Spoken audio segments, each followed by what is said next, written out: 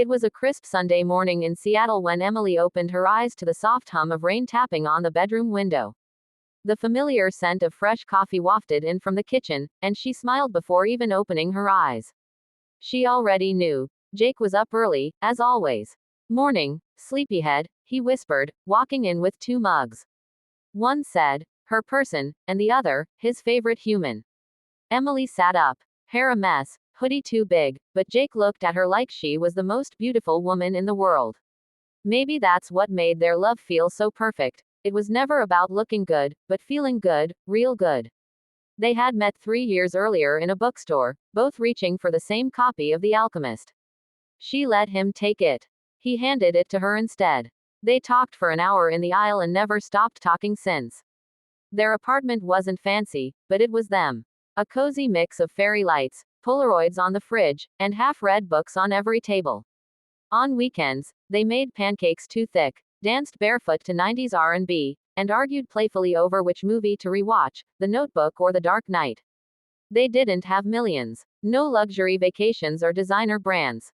But they had spontaneous road trips, handwritten notes in lunchboxes, and the kind of inside jokes that made them laugh in the middle of serious conversations. Jake proposed on a rainy day too. They had gone hiking in the Cascades. Emily was tired, grumpy, and totally unaware. At the top, surrounded by fog and fir trees, he knelt in the mud and pulled out a tiny, simple ring. "You make even the worst days feel perfect," he said. "Will you keep doing that for the rest of my life?"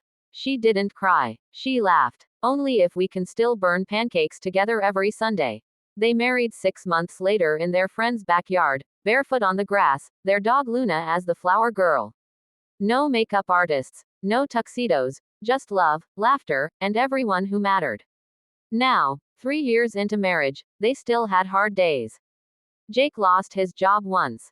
Emily's dad got sick. They fought about stupid things like dishes and forgot anniversaries. But every night, no matter what, they found each other on the couch. He'd say, "Still love you." She'd say, "Forever and pancakes." One day, while walking hand in hand in their neighborhood park, an old couple sitting on a bench smiled at them. "You two remind me of us," the old woman said.